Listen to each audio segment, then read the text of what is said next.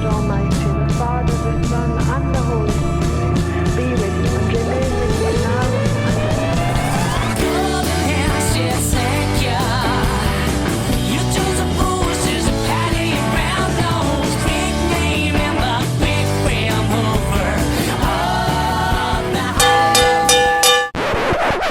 Hi there everyone, Jack here again at the Vinyl Voyage with another new video, a special video, a celebratory video. The channel has managed to surpass the 2000k point. We've got over 2000 subs, which is a number I would never have imagined when I first started the channel. It's quite overwhelming how much people have engaged with the channel this year, and yeah, I feel very, very grateful for that. So a massive thank you to you for watching. Really appreciate it. I've really enjoyed the interaction with everybody who's watched the videos, giving me recommendations for new things to listen to, giving me information, told me things that I didn't know about my record collection, and yeah, it's been absolutely fantastic. Just like last year, I've enjoyed every second of it. So yeah, thank you so much. And let's get into this video then. Like I said, this was to be a celebration, this video, because what's really important to me about record collecting is listening to music. And I had a number of different ideas on how I was going to approach this video and different things that I could do. And then I thought, I'm going to keep it really simple, and I'm going to talk about albums that maybe I haven't listened to for a while, and albums that I really enjoy in my collection.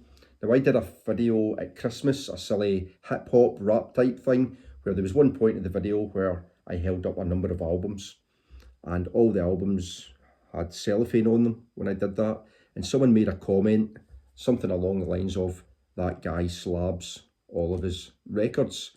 He doesn't play them, he slabs them." Now, for one, slabbing records isn't a thing in the UK. I think that's an American thing. It's certainly not come into the UK as far as I know. For number two, I'm not interested in slabbing my records at all. From my most expensive record to my cheapest record, everything that's in my collection gets played, and I try and play everything each year. I don't have a massive record collection, so probably not as difficult as it is for some people who have really considerable sized record collections. So this is all kind of things that I've not been playing overly much recently. I have probably, like most of you, I've got a little cubby with about 50 records, which has all my recent kind of spin records. So the records that are new, or I might be going to make a YouTube video about them, and they stay in this certain cubby, and I play them kind of more regularly. These are things that weren't in that cubby that I've just kind of pulled from different parts of the collection. And I started on Friday night, had a couple of beers and really enjoyed playing some albums. Then about Saturday afternoon, I made the mistake of cracking open the whiskey, and I celebrated a little bit too hard, because that ended about 2:30 in the morning last night. I was surrounded in records, surrounded by records. I tried to make this video a couple of times and screwed it up. The first time I forgot to put the sound on, and the second time was just incoherent nonsense. So yeah, this is third time lucky. Let's get straight into it. So the first album that I want to show is a real good time album, good time music. It is Two Tone. This is this Two Tone compilation. This are Two Tone. I'm not getting that. Is that a Midlands thing? Is that a this are Two Tone? It's not grammatically correct, but we'll let that slide. If anyone can shed any light on this are Two Tone. But yeah, this is a fantastic comp. I think I had this on cassette when I first joined the military, probably around 1999. A friend of mine from Greenock made up a comp and sent it to me on cassette, and it pretty much had all of this stuff on here. It had Madness, the Selector, Specials, The Beat, all that kind of thing. But yeah, this is, for me, this is just like such good time music. But as much as it's kind of that mix of punk and Jamaican ska, there's still something quite sinister in the organ sound in some of these songs. Obviously, it's the Specials Ghost Town, has that kind of eerie sound to it. But the one that sticks out the most is the Rhoda Dakar song, The Boiler, which depicts in a very harrowing way, a rape, where she starts to scream and yell at the end. It's quite frightening. But the rest of it doesn't play like that. It's still a great song, but the rest of it's really upbeat and good time. Things like Tears of a Clown, By the Beat, On My Radio, Selector. You all know this album. Rankin, Full Stop, Too Much Too Young's a beauty as well. The Swinging Cats, Mantovani, I really like that. It's a cool one as well. But I'll just show you that classic two-tone label. So cool. But yeah, I need to get some more two-tone. I think I've got a few Madness albums and a few Specials albums, but other than that, I don't have much, and I really like this type of stuff. Really good. So yeah, that one kicked the party off on Friday night, and I played it again actually on Saturday. Great stuff. This is a bit of a mixture, this collection that I'm going through, this selection of records. I wanted to kind of pull from everywhere, so some of it's older stuff, some of it's new albums, some of it's classic rock. So yeah, just a real mix. But here's one of the new ones. So this was released a few weeks ago. It is the debut album by The Chords. So they're a two-piece from Inverclip in Scotland, and this is C86 inspired indie jangle pop of the highest order. Really good. These two sisters here, Eva Cord and Grace Cord. Eva sings and plays guitar, and Grace plays the drums. Yeah, this is their debut album, and they've made a massive splash on the indie scene, especially in Glasgow, where they've supported everybody from the Vaselines to the BMX Bandits. I think the Pastels, Camera Obscura. They're on a UK wide tour at the moment to promote this album. But yeah, really cool. If you like things like the Shop Assistants, Kalula Gosh, stuff like that, you would like this. That is Bo. That's the sister's dog, Bo. One of the songs on here is called Bo's New Haircut, where it's all about giving the dog a little trim. Yeah, just really upbeat, very jangly. Nothing too deep, but it's really enjoyable. Comes on this nice blue vinyl from Skep Wax. And I think in the US it's released on Slumberland, but you've got a whole load of little bits. This cool little sticker. Yeah, this has been really well received, this album. It's had great reviews, I think, almost universally so far. I was reading Mojo yesterday. Mojo had given it a 4 out of 5 as well. So yeah, an exciting band and brilliant for their first album. I think they're about 17 and 18, so they're just young girls. So a great career ahead of them. This is a little flyer showing where they're playing in their UK tour. So The Chords coming to a town near you. If you like Scottish jangle pop, you'll love this. There we go, The Chords with their debut album. Then I went for a bit of psych. I'm never far away from a psychedelic record. And this one I chose because I watched a Ben Rankins video the other day, and he was talking about the Billy Nichols album that had just been reissued, and he spoke about how he felt that a lot of cult classics just didn't live up to the hype, and he felt that Billy Nichols one did. So I think this is another one that falls into this category. It is the debut album from UK Sykesters, July. This is from 1968. And yeah, a cult album, a massive rarity. These go for upwards of £1,000 if you get an original. This is nearly a Gerson reissue, but yeah, a fantastic album. The music on here is brilliant. There's the band there, 5-piece. Some great songs on here. My Clown and Dandelion Seeds, the first two. I think that they were both from their first single, I believe. Jolly Mary's great as well. A Bird Lived, the end of side 2, has a kind of Eastern feel to it. That's really good as well. But this is a lovely Gerson reissue. I picked this up for about £16.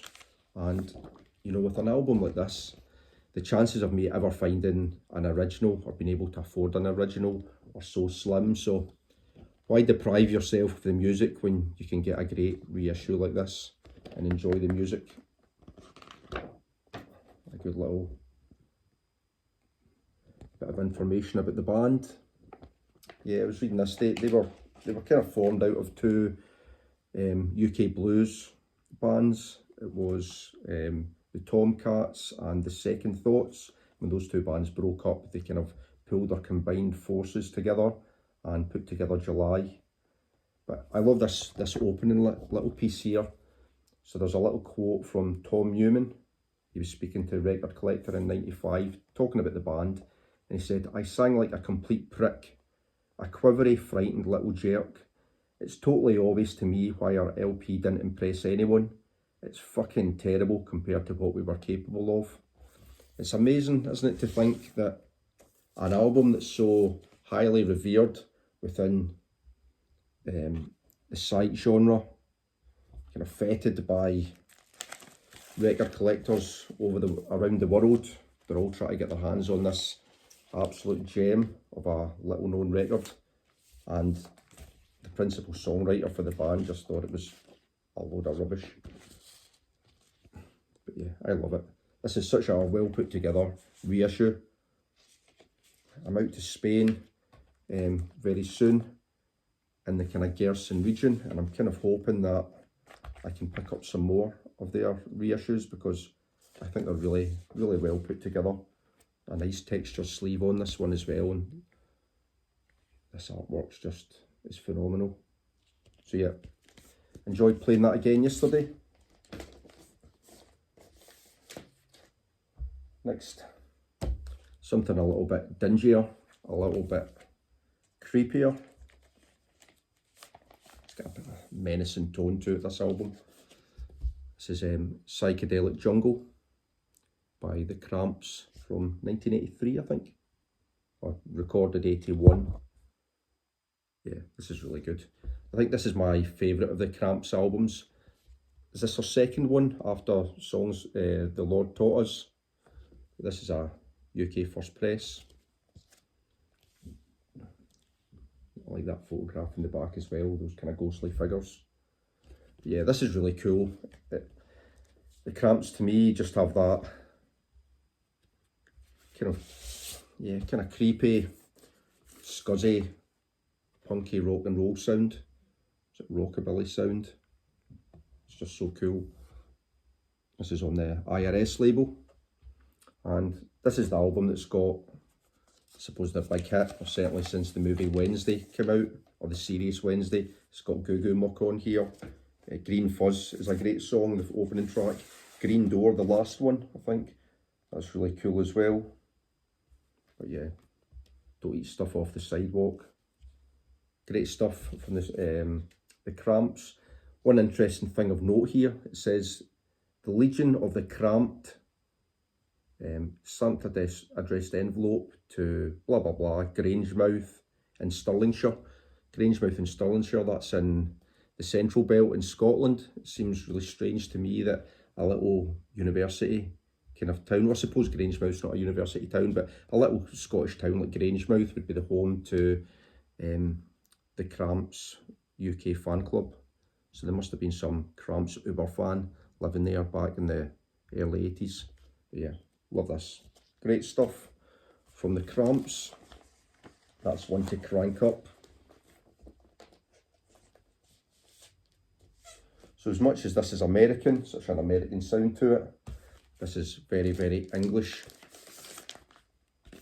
I love a bit of Jamie T. This is his second album, Kings and Queens. And this is kind of a hot pot of UK hip hop, electronica, indie pop, a bit of punk in there, a bit of a dub influence, and he mixes it all up. The dub influence isn't as, you don't hear that as much on his second album. Panic Prevention, the first one, that's more to the fore, but there is still got a little bit of that in here. But yeah, very kind of, it's got a real London sound to it, this. Sounds a bit like, I think he reminds me a little bit of Ian Dury, I think, in his delivery. Some great songs on here. Those first two songs, Hocus Pocus and Sticks and Stones, are great. really good. Shaka Demus is excellent on the first track on side 2. British Intelligence is good as well, but all the songs are good, to be fair.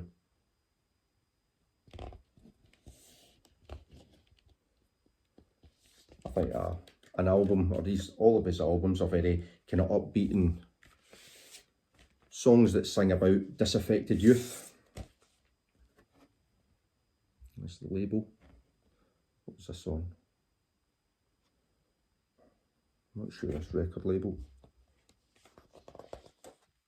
I think this is more of a little bit more of a collaboration, this album. I think on the first one he almost does everything himself. He works with different people on this. And there's some cool samples on here as well. He samples everybody from Joan Baez to the Angelic Upstarts, Trouble Funk, 9 Below Zero. So, you know, all those samples give you a little bit of an idea of the kind of hot pot of sounds within this. Yeah, something a bit different. I don't listen to this enough. I listened to Panic Prevention to death when it came out in 07. This one came out 2 years later in 09. But yeah, I need to listen to this one a bit more, because Panic Prevention was one of my favourite albums from around that time. Had some big singles on there, Calm Down Dearest and Stella, but great stuff. Love a bit of Jamie T. And then I thought, some classic rock. You can't go wrong with classic rock. And the Rolling Stones. I was a Beatles obsessive through my teens, my early years into my teens, and then kind of getting into the Rolling Stones and the Jam and the Who and all that kind of thing. And all of these bands, I went through phases of listening to heavily, and then they would kind of fall away for a while. But the Rolling Stones never fell away. They're a band that I've always kind of went for. Even the Beatles, I listened to so much when I was younger, then I never listened to them for years when I was discovering other stuff. But the Rolling Stones, for some reason, I just never tire of. And this is right in the middle of their classic period. This is the first Mick Taylor album from '69, Let It Bleed. Obviously some absolute classics on here, Midnight Rambler, Gimme Shelter, You Can't Always Get What You Want. But then some cracking, probably the deeper cuts are my favourite songs. Monkey Man would be my favourite song on this. It's got such a sleazy riff, sleazy lyrics. I love when they use it in Goodfellas, the movie Goodfellas. Country Honk is fantastic as well. A great kind of country version of Honky Tonk Woman. Obviously on Decca. It's a stereo copy. This was just a find and a half. When I picked this up, I got this and Sticky Fingers, an OG Sticky Fingers with a beautiful cover. VG Plus Records. I think I either paid £5 for the two, or I paid £5 each. I can't quite remember which. But yeah, just a bargain and a half when I got this. And then the poster as well, which just sits in the record. You never ever put these things up, do you? But they're nice to pull out now and again.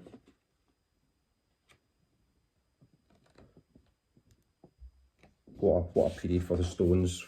For me, up until Goat's Head Soup, they just couldn't do any wrong. I think every single one of those albums from that period are just perfect.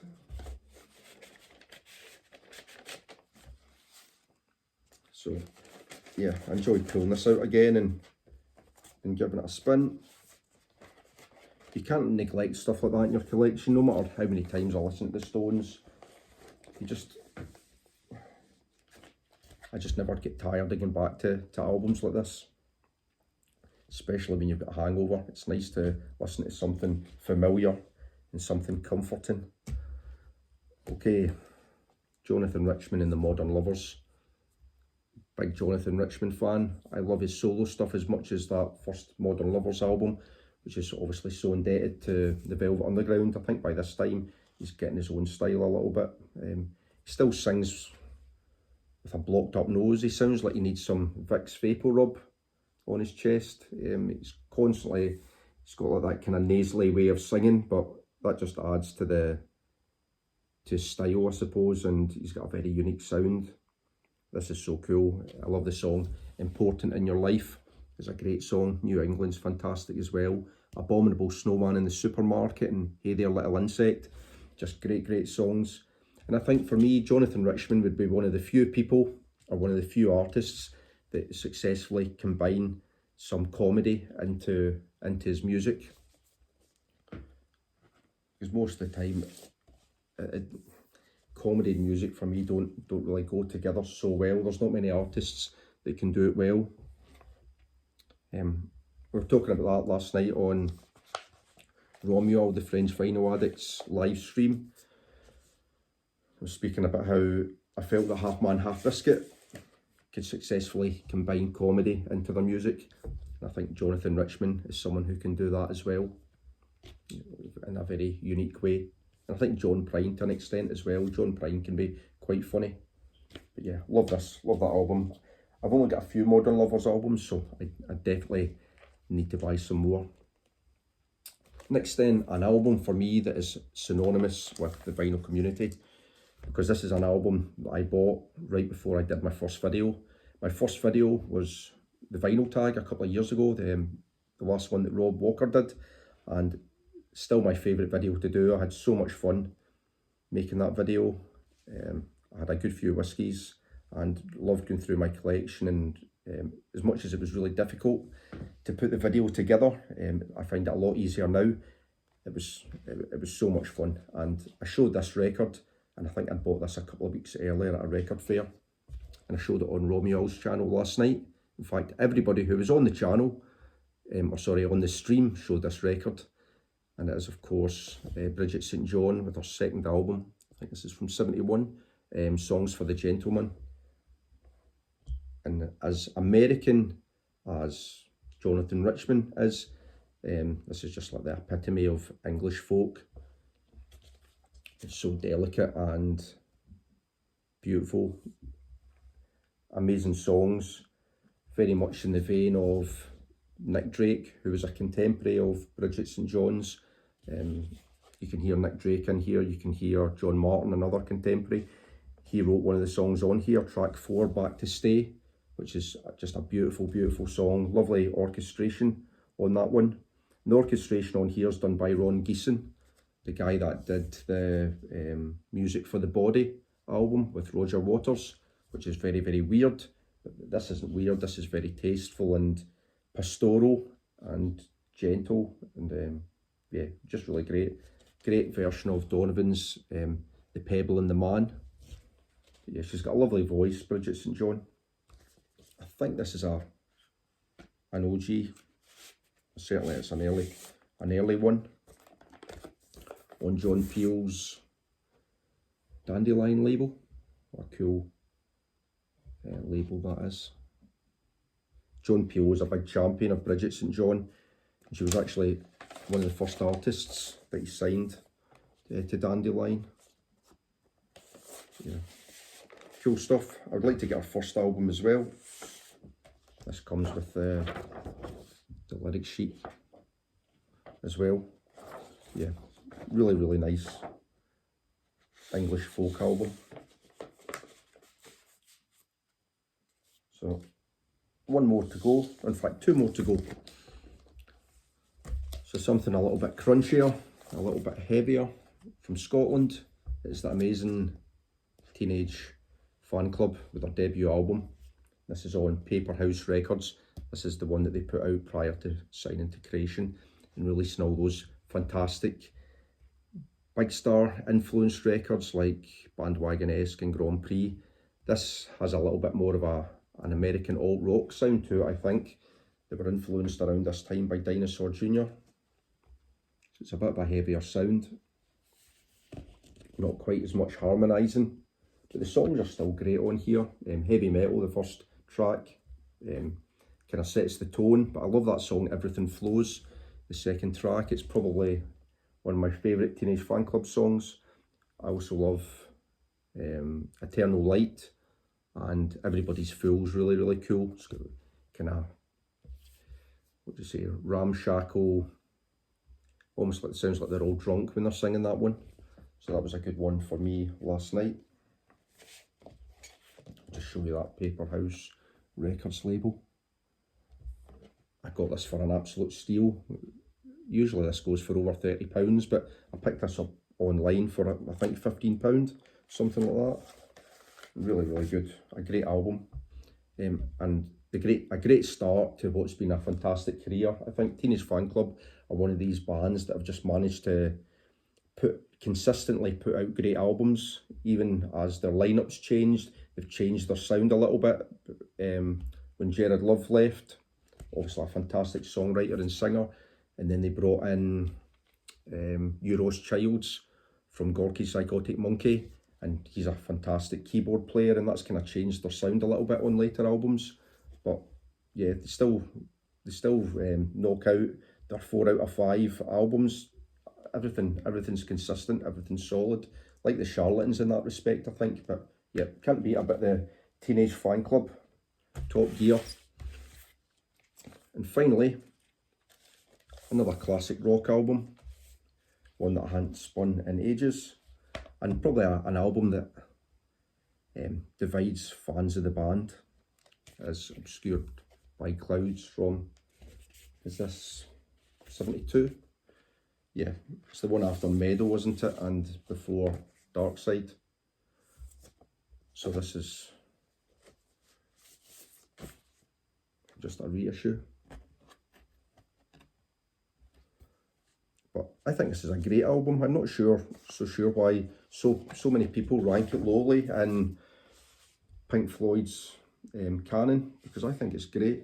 It's really, really good. It was originally meant to be the soundtrack for a movie, La Vallée, by French director Barbet Schroeder. I think it was about a tribe living in the jungle, and then I believe Pink Floyd pulled out at the last minute and just put it out as an album instead. I've never seen the film. I don't know anybody who has seen the film. There's a couple of stills there. But yeah, it'd be cool to watch that. I'm not sure if the music was used in the end for it. I don't think it was. But yeah, I think the album is really, really good. I love Meadow. It's probably my favourite Pink Floyd album, and this sounds like a kind of proto-prog album. It sounds more psychedelic than prog to me, this, but really, really, really good. I like it. So that's what I'm going to finish on. Pink Floyd's Obscured by Clouds. And there we go. That's my little video celebrating hitting the 2,000 sub mark. Like I said at the start, kind of overwhelmed to get to this point. I didn't think that when I started at all I'd get anywhere near 2,000 subs. So yeah, that's been absolutely fantastic. I've had so much fun doing the channel, and I would kind of urge anybody, if you're thinking about having a go at it, to take the plunge. It's a lot of fun. It's a great way to engage with your record collection, and more than anything to engage with like-minded record collectors. You know, we're a bit of a obsessive bunch, and it's good to chat to other obsessives. You don't quite feel so bad about spending so much money on black wax. Yeah, it's been great, especially doing when I did the quiz earlier in the year. It was so much fun, because all the best bits to do with the quiz for me were after the camera had stopped rolling, so to speak, and it was a chance for a chat afterwards, and I chatted to all the guys who took part in the show, and that was so much fun. I'm kind of always envious when I see people in the vinyl community having meetups and meeting at record fairs and all that kind of thing, because that must be great fun as well. And I think that I'd love to do that at some point. That would be good fun.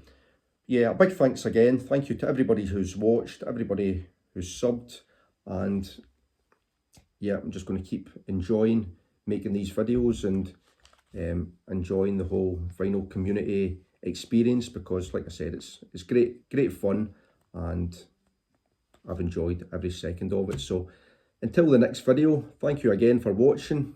See you later. Bye for now.